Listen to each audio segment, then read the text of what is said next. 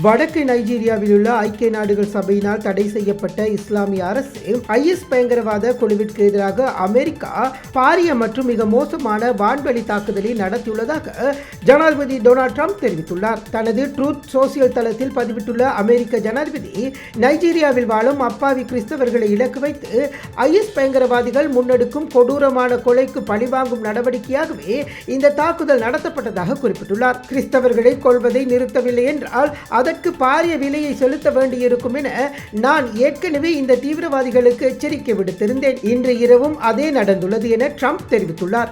எவ்வாறாயினும் தாக்குதல் குறித்து மேலதிக விவரங்களை அவர் வெளியிடவில்லை.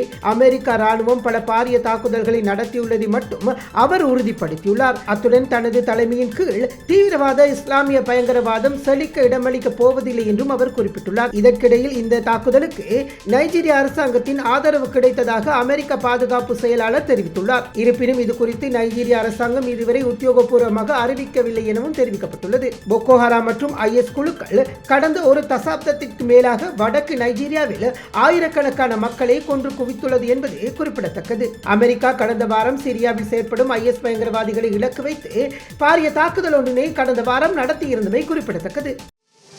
மேலதிக செய்திகளுக்காக எமது யூடியூப் தளத்தை சப்ஸ்கிரைப் செய்யுங்கள்.